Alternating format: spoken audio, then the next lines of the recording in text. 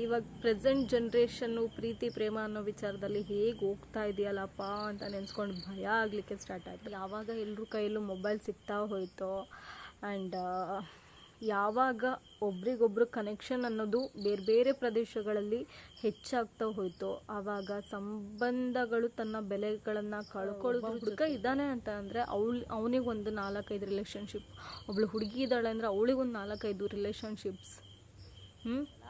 ಈಗ ಅಫಿಷಿಯಲ್ ಆಗಿ ಇವಳು ನನ್ನ ಬೆಸ್ಟಿ ಇರೋಷ್ಟು ದಿನ ನೆಟ್ಟಿಗಿರೋಣ, ಆಮೇಲೆ ನಿಂದಾರಿ ನಿಂದು ನಂದಾರಿ ನಂದು. ಇವಾಗ ನಾನು ಅವಳನ್ನ ಬಿಟ್ಟು ದೂರ ಹೋಗಿದ್ದೀನಿ ಅನ್ನೋ ಥರ ಆಗಬಾರ್ದು, ಅಥವಾ ನಾನು ಅವನನ್ನು ಬಿಟ್ಟು ದೂರ ಹೋಗಿದ್ದೀನಿ ಅನ್ನೋ ಥರ ಆಗಬಾರ್ದು. ನಾವು ಕೊಡುವಂತಹ ಹಿಂಸೆಗೆ, ಆಡುವಂತಹ ಮಾತಿಗೆ ನಮ್ಮನ್ನು ಬಿಟ್ಟು ಅವರೇ ದೂರ ಹೋಗಬೇಕು.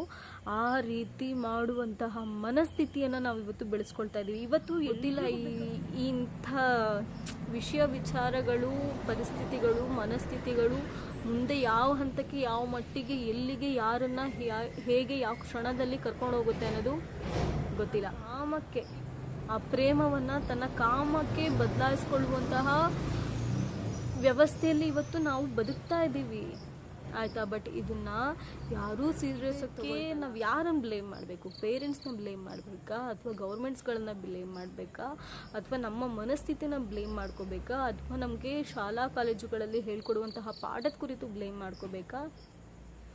ಯಾರನ್ನು ಮಾಡಬೇಕು?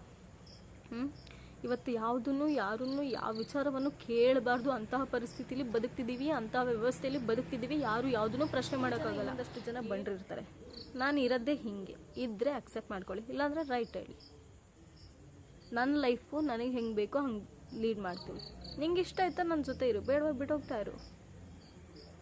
ಇವತ್ತು ಆಡ್ಕೊಳ್ಳೋರು ಸಮಾಜಕ್ಕೂ ಹೆದರಲ್ಲ, ಆಡ್ಕೊಳ್ಳೋರ್ಗೂ ಹೆದರಲ್ಲ. ಯಾಕಂದರೆ ಆಡ್ಕೊಳ್ಳೋರು ಬಂದು ನನಗೇನು ಊಟ ಹಾಕಲ್ಲ ಅಂತ ಮಾತಾಡ್ಲಿಕ್ಕೆ ಶುರು ಮಾಡ್ತಾರೆ.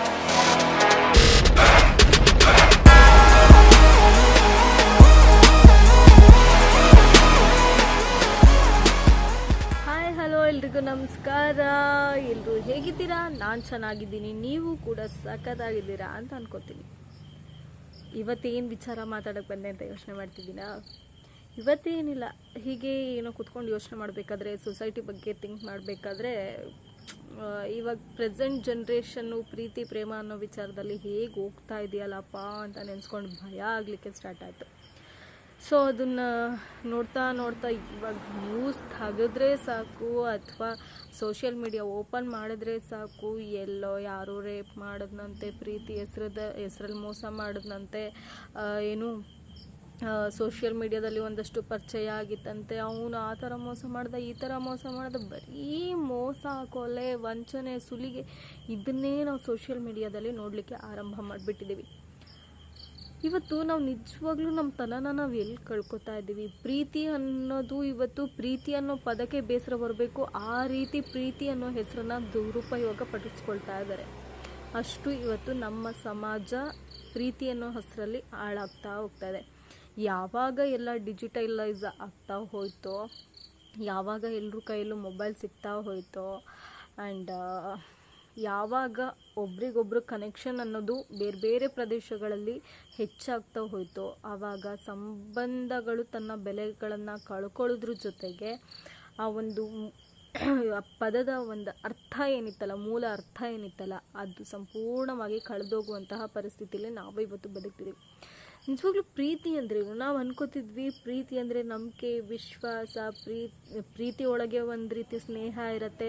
ಪ್ರೀತಿ ಅಂದರೆ ನಾವು ಕಷ್ಟ, ಸುಖ, ನೋವು, ನಲಿವು, ದುಃಖ, ದುಮ್ಮಾನಗಳನ್ನು ಒಬ್ಬ ವ್ಯಕ್ತಿ ಜೊತೆಗೆ ಮಾತ್ರ ಹಂಚ್ಕೋಬೇಕು ಅಂತ ಇದ್ದಂತಹ ಮನಸ್ಥಿತಿಗಳು ಇವತ್ತು ಇವನು ಬಿಟ್ಟರೆ ಇನ್ನೊಬ್ಬ, ಇವಳು ಬಿಟ್ಟರೆ ಇನ್ನೊಬ್ಳು, ಇವಳಲ್ಲ ಅಂದರೆ ಇನ್ನೊಬ್ಬ, ಇವಳಲ್ಲ ಅಂದರೆ ಇನ್ನೊಬ್ಳು, ಇವನಲ್ಲ ಅಂದರೆ ಇನ್ನೊಬ್ಬ, ಆ ರೀತಿ ಸಮಾಜ ಬದಲಾವಣೆಯತ್ತ ಮುಂಸಾಗ್ತಾ ಇದೆ. ಸೊ ಇವತ್ತು ಯಾರು ಯಾವುದನ್ನೂ ಪ್ರಶ್ನೆ ಮಾಡೋಕ್ಕಾಗ್ತಾಯಿಲ್ಲ, ಆ ರೀತಿ ಕಟ್ಟು ಬೀಳ್ತಾ ಇದ್ದಾರೆ. ಇವತ್ತು ಪ್ರೀತಿಯನ್ನು ತನ್ನ ಸತ್ವನೇ ಕಳ್ಕೊಳ್ತಾ ಇದೆ, ಆಯಿತಾ? ಅದು ಒಂದು ಕಾಲದಲ್ಲಿತ್ತು, ಲೈಕ್ ನಾನು ಬದುಕಿದ್ರೆ ಇವ್ರ ಜೊತೆನೇ ಬದುಕಬೇಕಪ್ಪ, ಸತ್ರು ಇವ್ರ ಜೊತೆನೇ ಸಾಯ್ಬೇಕಪ್ಪ, ನನ್ನ ಕಷ್ಟಗಳನ್ನೆಲ್ಲ ಇವ್ರ ಜೊತೆನೇ ಹಂಚ್ಕೋಬೇಕು, ನನ್ನ ಸಂಸಾರ ಅನ್ನೋದಿತ್ತು ಅಂದರೆ ಇಂಥ ವ್ಯಕ್ತಿ ಜೊತೆ ಇರಬೇಕು, ನನ್ನ ಫ್ಯಾಮಿಲಿನ ಇಂಥ ವ್ಯಕ್ತಿ ಜೊತೆನೇ ಬೆಳೆಸಬೇಕು, ಆ್ಯಂಡ್ ಈ ವ್ಯಕ್ತಿ ನನ್ನ ಸರ್ವಸ್ವ, ಇವನು ಬಿಟ್ಟರೆ ನನಗೆ ಬೇರೆ ಪ್ರಪಂಚ ಇಲ್ಲ, ಇವನೇ ಎಲ್ಲ ಅಥವಾ ಇವಳೇ ಎಲ್ಲ, ಇವಳಿಲ್ಲದೆ ನನಗೇನು ಇಲ್ಲ, ಬದುಕಿದ್ರೆ ಇಂಥವಳ ಜೊತೆನೇ ಬದುಕಬೇಕು, ಇವಳೇ ನನ್ನ ಹೆಂಡತಿ ಆಗಬೇಕು, ಇವನೇ ನನ್ನ ಗಂಡ ಆಗಬೇಕು, ಎಷ್ಟೇ 7 ಜನ್ಮದಲ್ಲೂ ಇವನೇ ನನ್ನ ಸಂಗಾತಿಯಾಗಿ ಬರಬೇಕು ಅಂತ ಇದ್ದಂತಹ ಕಾಲ ಇವತ್ತು ಇವನಲ್ಲ ಅಂದರೆ ಇನ್ನೊಬ್ಬ ಅನ್ನುವಂತಹ ಮನಸ್ಥಿತಿಗೆ ಬಂದು ತಲುಪ್ತಾ ಇದೆ. ಇವಾಗಿನ ಜನ್ರೇಷನಲ್ಲಿ ಹುಡುಗಿನೂ ಸಾಚ ಅಲ್ಲ, ಹುಡುಗನೂ ಸಾಚ ಅಲ್ಲ, ಆಯಿತಾ. ಬೋತ್ ಆರ್ ಈಕ್ವಲ್, ಇಬ್ಬರೂ ಕೂಡ ಸಮನಾಗಿ ನಿಂತುಬಿಟ್ಟಿದ್ದಾರೆ, ಆಯಿತಾ.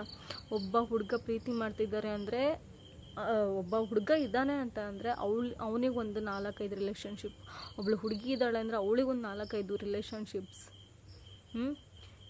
ಅವನಾ ಅದು ಆ್ಯಕ್ಚುಲಿ ಇಂತಹ ಒಂದು ಸನ್ನಿವೇಶಗಳು ಯಾವಾಗ ಕ್ರಿಯೇಟ್ ಆಗಲಿಕ್ಕೆ ಸ್ಟಾರ್ಟ್ ಆಗುತ್ತೆ ಅಂದರೆ, ಯಾವಾಗ ತಾನು ಟ್ರೂ ಆಗಿ ಪ್ರೀತಿ ಮಾಡುವಂತಹ ಸಂದರ್ಭದಲ್ಲಿ ಮೋಸ ಹೋಗ್ತಾರೆ, ತಾನು ಇವನ ಜೊತೆನೇ ನನ್ನ ಬದುಕನ್ನು ಹಂಚ್ಕೋಬೇಕು ಅಂತ ಅಂದ್ಕೊಂಡಂತಹ ಸಂದರ್ಭದಲ್ಲಿ ಯಾವ ವ್ಯಕ್ತಿ ಮೋಸ ಮಾಡ್ತಾನೆ, ಆಯಿತಾ.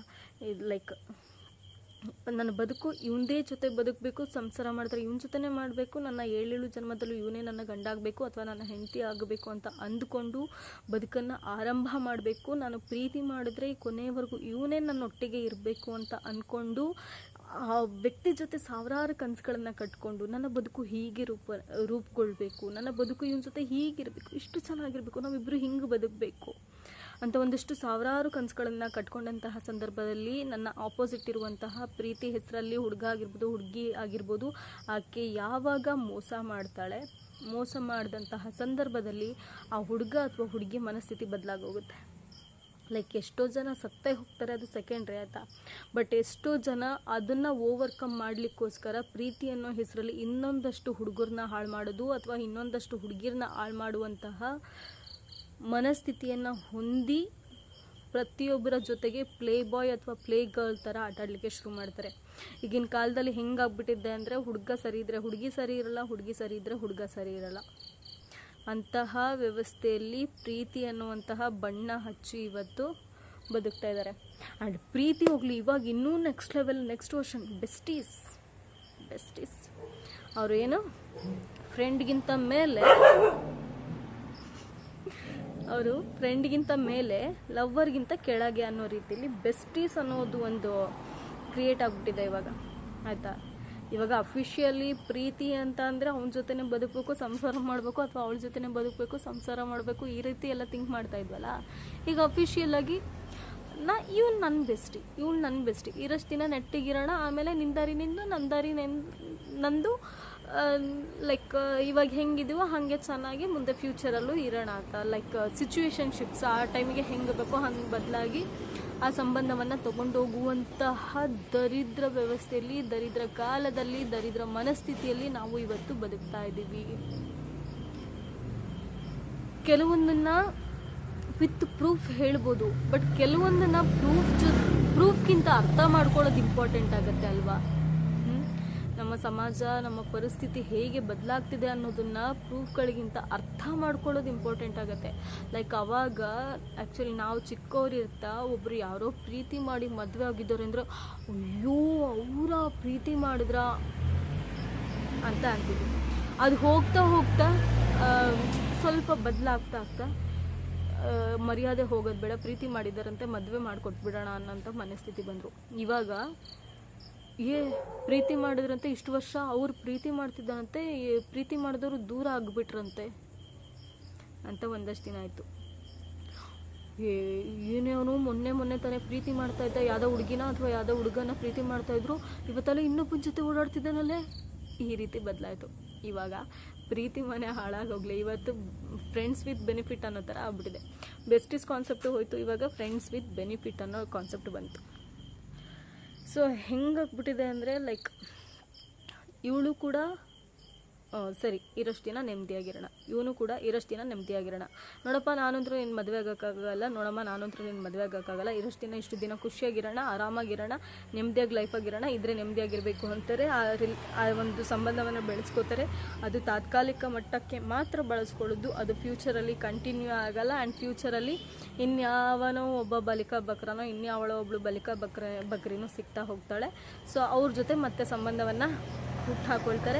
ಆ ಸಂಬಂಧ ಹುಟ್ಟಾಕೊಂಡು ಇನ್ನೇನು ಅಲ್ಲಿಗೆ ಸ್ಟಾಪ್ ಆಗುತ್ತಾ, ಮದುವೆ ಆಗಿ ಅಷ್ಟು ವರ್ಷ ಆಗಿ ಇಲ್ಲೇನು ಕಂಫರ್ಟಬಲ್ ಝೋನಲ್ಲಿ ಬೆಳೆದ್ವಿ ಅನ್ನೋ ರೀತಿ ರಿಯಾಕ್ಟ್ ಮಾಡ್ತಾ ಇರ್ತಾರಲ್ಲ, ಹಾಗೆ ಹೋಗಿ ಗಂಡನ ಮನೆಯಲ್ಲಿ ಅಥವಾ ಹೆಂಡತಿ ಮನೆಯಲ್ಲಿ ಅಡ್ಜಸ್ಟ್ ಆಗೋಕ್ಕಾಗಲ್ಲ, ಕ್ಲಾಶಸ್ ಆಗುತ್ತೆ. ಅಲ್ಲಿಗೆ ಮತ್ತೆ ಏನು ಹಿಂದೆ ಇದ್ದಂತಹ ವ್ಯಕ್ತಿ ಜೊತೆನೇ ಒಂದಷ್ಟು ರಿಲೇಷನ್ಶಿಪ್ಪಲ್ಲಿರೋದು, ಅಥವಾ ಇವಾಗ ಪ್ರೆಸೆಂಟ್ ಇರುವಂತಹ ವ್ಯಕ್ತಿಗೆ ಡಿವೋರ್ಸ್ ಕೊಡೋದು, ಈ ರೀತಿ ಮಾಡಿಕೊಂಡು, ಅಥವಾ ತನಗೆ ಇಷ್ಟನೇ ಆಗಿಲ್ಲ ಅಂತ ತನ್ನ ಎಕ್ಸ್ ಬಾಯ್ ಫ್ರೆಂಡ್ಗಳ ಜೊತೆ ಸೇರಿಕೊಂಡು ಕೊಲೆ ಮಾಡುವಂಥದ್ದು, ಅಥವಾ ಎಕ್ಸ್ ಗರ್ಲ್ ಫ್ರೆಂಡ್ ಜೊತೆ ಸೇರಿಕೊಂಡು ನನಗೆ ಇವಳು ಬೇಡ ಅಂದ್ಕೊಂಡು ಇವಳಿಗೆ ಹಿಂಸೆ ಕೊಡುವಂಥದ್ದು. ಲೈಕ್ ಇವಾಗ ಹೆಂಗಾಗ್ಬಿಟ್ಟಿದೆ ಅಂದರೆ, ಇವಾಗ ನಾನು ಅವಳನ್ನ ಬಿಟ್ಟು ದೂರ ಹೋಗಿದ್ದೀನಿ ಅನ್ನೋ ಥರ ಆಗಬಾರ್ದು, ಅಥವಾ ನಾನು ಅವನನ್ನು ಬಿಟ್ಟು ದೂರ ಹೋಗಿದ್ದೀನಿ ಅನ್ನೋ ಥರ ಆಗಬಾರ್ದು. ನಾವು ಕೊಡುವಂತಹ ಹಿಂಸೆಗೆ, ಆಡುವಂತಹ ಮಾತಿಗೆ ನಮ್ಮನ್ನು ಬಿಟ್ಟು ಅವರೇ ದೂರ ಹೋಗಬೇಕು. ಆ ರೀತಿ ಮಾಡುವಂತಹ ಮನಸ್ಥಿತಿಯನ್ನು ನಾವು ಇವತ್ತು ಬೆಳೆಸ್ಕೊಳ್ತಾ ಇದ್ದೀವಿ. ಇವತ್ತು ಎಲ್ರಿಗೂ ಬೇಕಾಗಿರೋದು ಏನಂದರೆ, ಲೈಫಲ್ಲಿ ನೆಮ್ಮದಿಯಾಗಿದ್ದೀವ ಅಷ್ಟು ಸಾಕು. ಆ ಸಂಬಂಧಗಳು ದೂರವಾಗಲಿ, ಮುಕ್ಕಂಡು ಬಿದ್ದು ಹೋಗಲಿ, ಏನೂ ಆಗಬೇಕಾಗಿಲ್ಲ. ನೀನಿರ್ತೀಯ ನನ್ನ ಜೊತೆ ಇರೋ, ಹೋಗ್ತೀಯಾ ಹೋಗ್ತಾ ಇರು, ನೀನಲ್ಲ ಅಂದರೆ ಇನ್ನೊಬ್ಳು. ಇವತ್ತು ಯಾವ ರೀತಿ ಅಂದರೆ, ಸಣ್ಣ ಸಣ್ಣ ಮಕ್ಕಳು ಪ್ರೀತಿ ಮಾಡಿ ಇವತ್ತು ಜೀವನವನ್ನು ಹಾಳು ಮಾಡ್ಕೋತಾ ಇದ್ದಾವೆ.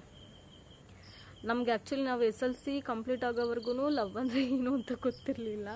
ಅದಾದಮೇಲೆ ಏನು ಡಿಪ್ಲೊಮಾ ಅದು ಇದು ಮಾಡ್ಕೊಳ್ತಾ ನಮ್ಮ ಸರೌಂಡಿಂಗಲ್ಲಿ ಎಲ್ಲ ಇರ್ತಾಯಿದ್ರು, ಆಯಿತಾ. ಅವನ್ನೆಲ್ಲ ನೋಡ್ಕೊಂಡು ಅಂದರೆ ನಾವು ಎಷ್ಟು ಬೆಳೀತಾ ಹೋಗ್ತೀವಿ ಅಷ್ಟು ವಿಚಾರಗಳು ಗೊತ್ತಾಗ್ತಾ ಹೋಗ್ತವೆ, ಆಯಿತಾ. ಇವಾಗಿನ ಮಕ್ಳಿಗೆ, ನಮ್ಗೆ SLCವರೆಗೂ ನಮ್ಮ ಮನೇಲಿ ಇಡೀ ಫ್ಯಾಮಿಲಿಗೆ ಒಂದೇ ಕೀಪ್ಯಾಡ್ ಮೊಬೈಲು, ಅದನ್ನೇ ಮ್ಯಾನೇಜ್ ಮಾಡ್ಕೊಂಡಿದ್ವಿ. ಬಟ್ ಇವಾಗ ಇಷ್ಟಿಷ್ಟು 1ನೇ ಕ್ಲಾಸ್ 2ನೇ ಕ್ಲಾಸ್ ಇರೋಲ್ಲ, ಅವು ಲವ್ ಅಂಥ ಇದಕ್ಕೆ ಬದಲಾಗ್ತಿದ್ವಿ. ಬಟ್ ಎಲ್ಲ ನೆನೆಸ್ಕೊಂಡ್ರೆ ನಮ್ಮ ಸಮಾಜ ಯಾವ ಕಡೆ ಹೋಗ್ತಿದೆ ಅಂತಲೇ ಅರ್ಥ ಮಾಡ್ಕೊಳಕ್ಕಾಗಲ್ಲ.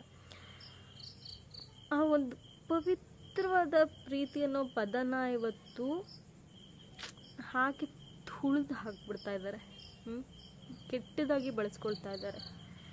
ಪ್ರೀತಿ ಅನ್ನೋದು ಹೋಗಿ ಫ್ರೆಂಡ್ಸ್ ವಿತ್ ಬೆನಿಫಿಟ್ ಅನ್ನೋದು ಆಗೋಗ್ತಾ ಇದೆ. ಇವುಗಳನ್ನ ಹೆಂಗೆ ಎಕ್ಸ್ಪ್ಲೇನ್ ಮಾಡಬೇಕು ಅನ್ನೋದನ್ನು ಗೊತ್ತಾಗಲ್ಲ, ಆಯಿತಾ. ಆ ರೀತಿ ಸಂಬಂಧಗಳು ಇವತ್ತು ಹುಟ್ಟಾಕೊಳ್ತಾ ಇದ್ದಾವೆ. ಭಯ ಆಗುತ್ತೆ ಕಣ್ರಿ, ಸಮಾಜ ಹೋಗ್ತಾ ಇರೋದು ನೋಡಿದ್ರೆ. ಲೈಕ್ ಎಲ್ಲ ಡಿಜಿಟಲೈಸ್ ಆದಮೇಲೆ ಆ ಫಾರಿನ್ ಕಲ್ಚರ್ನ ನಾವು ಅಡಾಪ್ಟ್ ಮಾಡ್ಕೊಳ್ತಾ ಇದ್ದೀವೋ, ಇವಾಗ ಹಾಗೆ ಆಗಿರೋದು. ಆ್ಯಕ್ಚುಲಿ ಆ ಕಲ್ಚರ್ನ ನಾವು ಅಡಾಪ್ಟ್ ಮಾಡ್ಕೊಳ್ತಾ ಇದ್ದೀವಿ, ನಮ್ಮ ಕಲ್ಚರ್ನ ಅವರು ಫಾಲೋ ಮಾಡಲಿಕ್ಕೆ ಶುರು ಮಾಡಿದ್ದಾರೆ. ಅಲ್ಲಿ ಬಿಡಿ, ಯಾರ ಜೊತೆ ನೀನು ಯಾರು ಹೆಂಗಿದ್ರೂ ಏನೂ ಕೇಳಲ್ಲ. ಬಟ್ ನಮ್ಮ ಭಾರತದ ಒಂದಷ್ಟು ಸಂಸ್ಕೃತಿಗಳು ಎಲ್ಲ ಕಣ್ಮರೆ ಆಗ್ತಾ ಇದ್ದಾವೆ ಅನ್ನೋದು ಒಂಥರ ಬೇಜಾರಾಗುತ್ತೆ. ಆದರೆ ನಿಜವಾಗ್ಲೂ ನಿನ್ನ ಜೊತೆ ನಾನು ಕೊನೆವರೆಗೂ ಇರ್ತೀನಿ, ನೀನೇ ನನ್ನ ಸರ್ವಸ್ವ, ನಿನ್ನ ಕಷ್ಟ ಸುಖ ದುಃಖ ನೋವು ನಲಿವು ಎಲ್ಲ ಸಮಯದಲ್ಲೂ ನಿನ್ನ ಜೊತೆ ನಾನು ಇರ್ತೀನಿ ಅಂದವರು, ಆಣೆ ಭಾಷೆ ಪ್ರಮಾಣ ಎಲ್ಲವನ್ನ ಮಾಡಿದವರು ಇವತ್ತು ನಮ್ಮ ಜೊತೆ ಇರಲ್ಲ. ಹೇಳಿದ 3 ದಿನಕ್ಕೆ ಬಿಟ್ಟೋಗಿರ್ತಾರೆ. ಎಲ್ಲಿವರೆಗೂ ಅಂದರೆ ಆತನ ಅಥವಾ ಅವಳ ಒಂದು ದೈಹಿಕ ಸಂಪರ್ಕ ಆಗೋವರೆಗೂ. ಅದಾಯಿತು ಅಂದರೆ ಮುಗೀತು, ನೀನು ಯಾರು ಅಂತಲೇ ನೋಡಲ್ಲ. ಅಂತಹ ವ್ಯವಸ್ಥೆಯಲ್ಲಿ ಇವತ್ತು ಬದುಕ್ತೀವಿ. ಯಾರು ಕೇಳಲ್ಲ, ಆಯಿತಾ. ಎಲ್ಲರೂ ಕೂಡ ಅವರವರ ಜೀವನ ಶೈಲಿಯನ್ನು ಉತ್ತಮ ರೀತಿಯಲ್ಲಿ ರೂಪಿಸ್ಕೊಳ್ಳೋ ಭರದಲ್ಲಿ ಇವತ್ತು ಅವರೇ ಎಲ್ಲ ಕಳ್ಕೊಳ್ತಾ ಇದ್ದಾರೆ. ಬಟ್ ಏನು ಗೊತ್ತಾ, ಸಮಾಜದಲ್ಲಿ ಒಂದು ಹೋಗಲಿ ಬಿಡಿ, ಹೇಳಿದಷ್ಟು ಅದು ಜಾಸ್ತಿ ಆಗುತ್ತೆ. ಇದ್ರ ಕುರಿತಾಗಿ ಇನ್ನು ನಾನು ನೆಕ್ಸ್ಟ್ ವೀಡಿಯೋಸ್ಗಳಲ್ಲಿ ಮಾತಾಡ್ತೀನಿ. ನೆಕ್ಸ್ಟ್ ವಿಡಿಯೋದಲ್ಲಿ ಯಾವುದಪ್ಪ ಅಂದರೆ, ಲೈಕ್ ಇವಾಗ ಒಂದು ಗಂಡು ತಪ್ಪು ಮಾಡಿದ್ರೆ ಹೇಗೆ ಸ್ವೀಕಾರ ಮಾಡ್ಕೊಳ್ಳುತ್ತೆ, ಹೆಣ್ಣು ತಪ್ಪು ಮಾಡಿದ್ರೆ ಹೇಗೆ ಸ್ವೀಕಾರ ಮಾಡ್ಕೊಳ್ಳುತ್ತೆ ಅನ್ನೋದು. ಲೈಕ್ ಇವಾಗ ಎಲ್ಲ ಗಂಡಸು ಅಷ್ಟೇ, ಎಲ್ಲ ಹೆಂಗಸರು ಅಷ್ಟೇ ಸೇಮ್ ಒಂದೇ ಇದಕ್ಕೆ ನಿಂತುಬಿಟ್ಟಿದ್ದಾರೆ, ಆಯಿತಾ. ಇವರು ಏನು ಕಮ್ಮಿ ಇಲ್ಲ, ಅವರು ಏನು ಕಮ್ಮಿ ಇಲ್ಲ. ಆ ರೀತಿ ವ್ಯವಸ್ಥೆಯಲ್ಲಿ ಇವತ್ತು ನಾವು ಬದುಕೋದಕ್ಕೆ ಆರಂಭ ಮಾಡಿದ್ದೀವಿ. ಗೊತ್ತಿಲ್ಲ ಇಂಥ ವಿಚಾರಗಳು, ಪರಿಸ್ಥಿತಿಗಳು, ಮನಸ್ಥಿತಿಗಳು ಮುಂದೆ ಯಾವ ಹಂತಕ್ಕೆ, ಯಾವ ಮಟ್ಟಿಗೆ, ಎಲ್ಲಿಗೆ, ಯಾರನ್ನು ಹೇಗೆ, ಯಾವ ಕ್ಷಣದಲ್ಲಿ ಕರ್ಕೊಂಡು ಹೋಗುತ್ತೆ ಅನ್ನೋದು ಗೊತ್ತಿಲ್ಲ. ಈಗ ನೋಡಿ, ಪ್ರೀತಿ ಅನ್ನೋದಕ್ಕೆ ಒಂದು ಎಕ್ಸಾಂಪಲ್ಲು ಇದು ನೋಡ್ಬೋದು. ಮಹಾರಾಷ್ಟ್ರದಲ್ಲಿ ಒಂದು ಇನ್ಸಿಡೆಂಟ್ ಆಗಿದೆ. ಆತ ಮುಸ್ಲಿಂ ಯುವಕ, ಇನ್ನು 19 ವರ್ಷದ ಹುಡುಗ. ತಾವೆಲ್ಲರೂ ನ್ಯೂಸಲ್ಲಿ ನೋಡೇ ಇರ್ತೀರ ಅನ್ಕೋತೀನಿ. ಮೊದಲನೇ ಹುಡುಗಿ ಮೋಸ ಮಾಡಿದ್ಲು ಅನ್ನೋ ಕಾರಣಕ್ಕೆ, ಮೊದಲನೇ ಪ್ರೀತಿ ಫ್ಲಾಪ್ ಆಯಿತು ಅನ್ನೋ ಕಾರಣಕ್ಕೆ, ಮೊದಲನೇ ಹುಡುಗಿ ಏನು ನಂಬಿಕೆಗೆ ದ್ರೋಹ ಮಾಡಿದ್ಲು ಅನ್ನೋ ಕಾರಣಕ್ಕೆ 180 ಹುಡುಗಿಯರನ್ನು, ಅಪ್ರಾಪ್ತ ಹುಡುಗಿಯರನ್ನು ಲೈಂಗಿಕವಾಗಿ ಬಳಸ್ಕೊಂಡು ಅಷ್ಟು ಹುಡುಗಿರಿಂದ 350ಕ್ಕೂ ಹೆಚ್ಚು ವಿಡಿಯೋಸ್ಗಳನ್ನು ಮಾಡಿಕೊಂಡು ಬ್ಲ್ಯಾಕ್ ಮೇಲ್ ಮಾಡಿಕೊಂಡು ತನ್ನ ಕಾಮ ತೃಷಿಯನ್ನು ತೀರಿಸ್ಕೊಂಡು ಇವತ್ತು ಸೀಸ್ ಆಗಿ ಅರೆಸ್ಟ್ ಆಗಿ ಬಿದ್ದಿದ್ದಾನೆ. ಆತನಲ್ಲಿ ಅವನು ಯಾಕೆ ಹಾಗೆ ಮಾಡ್ದ ಅಂತ ಅಂದರೆ, ಮೊದಲನೇ ಹುಡುಗಿ ನನಗೆ ಮೋಸ ಮಾಡಿದ್ಲು, ಅದಕ್ಕೋಸ್ಕರ ನಾನು ಈ ರೀತಿ ಹುಡುಗಿಯರ ಲೈಫಲ್ಲಿ ಆಟ ಆಡೋಕ್ಕೆ ಶುರು ಮಾಡಿದೆ ಎನ್ನುವಂತಹ ಸ್ಟೇಟ್ಮೆಂಟ್ನ ಕೊಟ್ಟಿದ್ದಾನೆ. ಆಶ್ಚರ್ಯ ಏನೂ ಇಲ್ಲ ಆಯಿತಾ. ಈ ರೀತಿ ಬೆಳಕಿಗೆ ಬಂದಿದ್ದು ಇದೊಂದು ಪ್ರಕರಣ ಆಗಿರ್ಬೋದು, ಬಟ್ ಬೆಳಕಿಗೆ ಬರದೇ ಇರುವಂಥದ್ದು ಎಷ್ಟು ಪ್ರಕರಣ ಇರುತ್ತೆ ಕಣ್ರಿ. ಎಷ್ಟೋ ಪ್ರಕರಣ, ಅವ್ರ ಜೀವನದಲ್ಲಿ ನಡೆದಂತಹ ಎಷ್ಟೋ ಘಟನೆಗಳು ಅವರನ್ನು ಬದಲಾವಣೆಗೆ ಕಾರಣಕರ್ತರಾಗಿ ಮಾಡಬಹುದು. ಈ ನೋಡ್ಬೋದಲ್ಲ, ಇವನು ಪ್ರಜ್ವಲ್ ರೇವಣ್ಣ ಏನು ಮಾಡಿದ್ದ, ತನ್ನ ಕಾಮ ತೃಷೆಗೆ ಎಂಥೆಂಥ ಮನೆ ಕೆಲಸದವ್ರನ್ನೂ ಬಿಡದೇನೆ ತನ್ನ ಲೈಂಗಿಕ ಸಂಪರ್ಕಕ್ಕೆ ಬಳಸ್ಕೊಂಡ, ಅಷ್ಟು ವಿಡಿಯೋ ಇಟ್ಕೊಂಡ, ಇವತ್ತು ಒಳಗೆ ಕೂತ್ಕೊಂಡು ಮುದ್ದೆ ಮುರಿತಿದ್ದಾನೆ ಅಂತ ಹೇಳ್ರಿ. ಆದ್ರೂ ಇವತ್ತು ಪ್ರೀತಿ ಅನ್ನೋದ್ರ ಜೊತೆಗೆ ಪ್ರೀತಿನ ತನ್ನ ಕಾಮಕ್ಕೆ, ಆ ಪ್ರೇಮವನ್ನು ತನ್ನ ಕಾಮಕ್ಕೆ ಬದಲಾಯಿಸ್ಕೊಳ್ಳುವಂತಹ ವ್ಯವಸ್ಥೆಯಲ್ಲಿ ಇವತ್ತು ನಾವು ಬದುಕ್ತಾ ಇದ್ದೀವಿ ಆಯಿತಾ. ಬಟ್ ಇದನ್ನು ಯಾರೂ ಸೀರಿಯಸ್ ಆಗಿ ತಗೊಳ್ತಲ್ಲ. ಇದಕ್ಕೆ ನಾವು ಯಾರನ್ನು ಬ್ಲೇಮ್ ಮಾಡಬೇಕು? ಪೇರೆಂಟ್ಸ್ನ ಬ್ಲೇಮ್ ಮಾಡಬೇಕಾ, ಅಥವಾ ಗೌರ್ಮೆಂಟ್ಸ್ಗಳನ್ನ ಬ್ಲೇಮ್ ಮಾಡಬೇಕಾ, ಅಥವಾ ನಮ್ಮ ಮನಸ್ಥಿತಿನ ಬ್ಲೇಮ್ ಮಾಡ್ಕೋಬೇಕಾ, ಅಥವಾ ನಮಗೆ ಶಾಲಾ ಕಾಲೇಜುಗಳಲ್ಲಿ ಹೇಳ್ಕೊಡುವಂತಹ ಪಾಠದ ಕುರಿತು ಬ್ಲೇಮ್ ಮಾಡ್ಕೋಬೇಕಾ? ಯಾರನ್ನು ಮಾಡಬೇಕು? ಇವತ್ತು ಯಾರನ್ನು ಯಾವ ವಿಚಾರವನ್ನು ಕೇಳಬಾರ್ದು ಅಂತಹ ಪರಿಸ್ಥಿತಿಲಿ ಬದುಕ್ತಿದ್ದೀವಿ, ಅಂತಹ ವ್ಯವಸ್ಥೆಯಲ್ಲಿ ಬದುಕ್ತಿದ್ದೀವಿ. ಯಾರು ಯಾವುದನ್ನು ಪ್ರಶ್ನೆ ಮಾಡೋಕ್ಕಾಗಲ್ಲ. ಏನೋ ಇಂಥ ಘಟನೆಗಳು ಸಾವಿರಾರು ಇದೆ ಕಣ್ರಿ, ಲಕ್ಷಾಂತರ ಘಟನೆಗಳು ಈ ಥರ ಆಗ್ತಿದ್ದಾವೆ.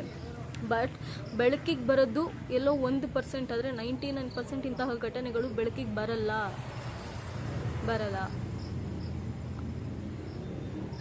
ಬಟ್ ಪ್ರೀತಿ ಅನ್ನೋದು ಎಲ್ಲಿಂದ ಎಲ್ಲಿಗೋ ಮಾತನ್ನು ನನಗೆ ಕರ್ಕೊಂಡು ಹೋಯ್ತು. ಬಟ್ ನಿಜವಾಗ್ಲೂ ಆ ಪ್ರೀತಿ